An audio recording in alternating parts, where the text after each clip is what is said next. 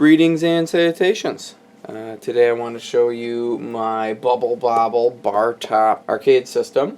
How I started this project was I had some wood, I had a Rasberry Pi, some other electronics, and I just thought, why not? So the first thing I did was I took a monitor that I had, I sketched out what I wanted it to look around. That's all I had. This is the only planning I did.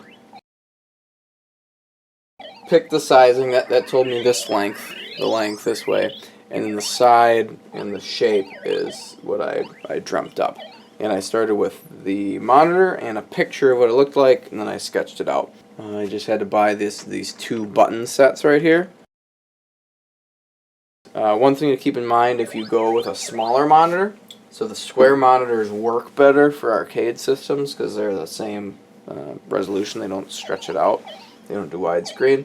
However, if you do that, you'll end up having to make a bezel anyways on each side if you want to do two-player, because you need the length to do that. All the side moldings were made with my BMP 21 Plus, and this one in particular was the red vinyl, outdoor vinyl label, and I just printed a little pattern here. The actual skinning that I did here and on the marquee is actually just a Velcroed on, see, with the light source in the back. I'll show you that in a little bit. And that was the same place that I had this done. It was just a printing company. You could probably get it at Kinko's or something, FedEx. I don't even know if that exists anymore, to tell you the truth. But you have them printed out. This is a vinyl with cured ink over the top of it. I'm not 100% sure on that. But because I knew I'd be touching this a lot and having people play on it, I put a little UV clear acrylic coat on the thing. I did about 2 coats of that over this portion and the artwork on the sides. If anyone's not familiar with the RetroPie, you're going to have to look into that because that's all this is. This is just RetroPie here. If we back out, it'll show you. Yep, see? Just good old RetroPie. Speakers are up here. Drilled holes on the top there, and in the back I have a fan. You can actually feel the air kind of shoot out of the speaker holes. If I was going to do this again, I would have possibly made it so that you put a piece of acrylic, clear acrylic over the top. That way I wouldn't have to worry about this getting marred up.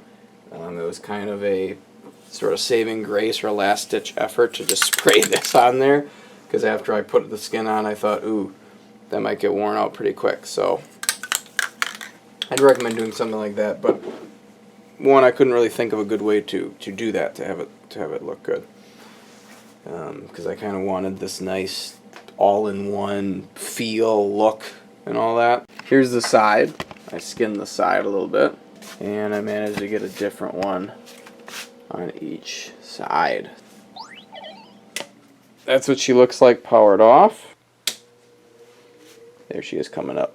Alright, I guess we'll go into a little bit about how it was built up here. Alright, so here it is, unpainted and unfinished, I guess. But I just wanted to show off kind of the outside here. So this is before the skins, and I did through-hole drilling and put some nice screws through there, countersunk, and then I filled it in. You can see there's a little divot in there, but I'm going to paint it and then I'm going to put a skin on it anyway, so I don't really care too much. Some of them I got pretty good, some of them I didn't. This is just balsa wood. And then this, actually, I had to modify an existing bit because the buttons I grabbed were odd sizing. I don't know why that was the case. The front plate here, you can kind of see I put the plate in and then I filled it with wood filler, and then that way it'll feel like a solid piece, because my plan from the get-go was to put a skin over the top of this all the way, lay it down, connect it underneath, connect it to the top here, and then cut out the holes with an X-Acto knife. To support the screen, I just put a metal bracket, a little metal L bracket here, like so. And then I kind of drew out where I'm going to put a piece of wood where I'm then going to screw this in, and that will sort of push the screen up against here, because the screen will be resting here. So this wood piece that I have drawn out will actually push the screen forward and hold it. So that should be enough support for it. And then I might do some tin tape, just sort of like wrap it on this piece here to hold this down. And then here is the location for the speaker. I just drilled out some holes in a pattern. As you can see, that's where they're going to get screwed in. So there's just barely enough room to get screwed in. There's a connection jack port, and those are going to sit right here. I'm going to put an LED strip all along here to shine out into the marquee. So I'm sure that'll come out great. Alright, so before I screwed it in here, I wanted to kind of show you the electronics. I put a cool fan in on the back to get a little airflow going in. And then I got a power switch on the side here with a plug-in power cable. So the fan actually I put a little filter over the top of it when I screwed it down, because I actually have it push air into the case. Let's get on in here. Hold on. Alright, so as you can probably see, it is a giant mess in here. There's the Raspberry Pi.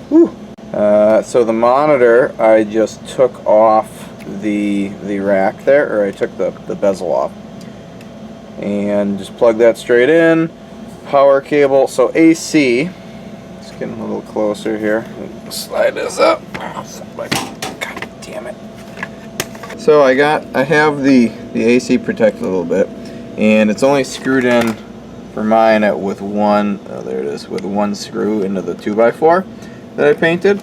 So I just put some hot glue here, and then filled this side in with hot glue there for a little support, and then taped it just because. So there's the power brick for the monitor. Here's the AC line in. So what I did here is, that is a 12 volt power supply. Ooh, don't know if you can see that. There you go. I even labeled it because I have a labeler for that. So I have a 12 volt supply, and I needed that for the following up that wire there, going up to here. I have that for the LED light strip. There it is. Oh, and its glory all across here. Oh, beautiful. All the way across. I even put a little hot glue on the top of it. Where's the connection? It's in the corner here. Oh, there it is. Going straight down. Here's the speakers, by the way. So in order to help avoid the light being disrupted by this massive block, I didn't want to have to rip this apart or get a new cable. I just hot glued this part down for stress relief, and then screwed this in 2 points. And I don't know if you can tell from this angle, but I put some washers there, so that way it would lift up and not push on the speaker diaphragm, so you can actually get your nail under there. And then when we look inside here, you can see the buttons. You see the illumination of all the buttons there. It's really nice. So if you look at the Pi, I actually have the old version with the 2 USB ports, and I actually left in the USB connector, and I'm actually using one of it for the connectors for the joystick controllers. So it was actually plug and play. And I also had to power the speakers I showed you up top. So instead of trying to power it off that dongle, which I was getting a little noise when I powered the speakers on it, and just to offload some of the work from the Pi, I stripped out a small little power USB power adapter here. And then I don't know if you can see that. Yeah, I actually wired in a second plug. It only had one. I just wired in a second one. And then there is the Raspberry Pi's power supply, which is the 5 volts at 2 amps that I needed. And I pulled that out of its case to give it a little more open air, more air effect there to keep her cooler. Same thing with all my power supplies. So all the power kind of worked out was I took the AC from here, routed it to the plug on the 12 volts, the 5 volt at 2 amps, and the 5 volt at 0.7 amps. I put a plastic bottom in here, and then I actually just hot glued it in. Hot glued all the corners down. So I'm pretty sure nothing will short.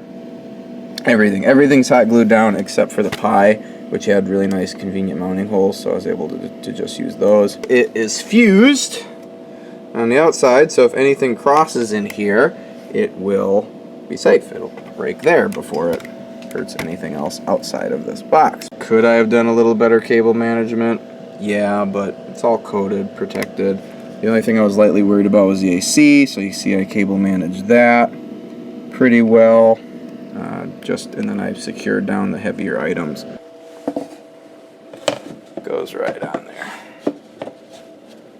I even went so far as to cut out the little notch here. Hopefully I made this the end of the vid, because this is where I'm gonna say see you next time, and until then, I'm the Ill-Informed Human. Bye-bye!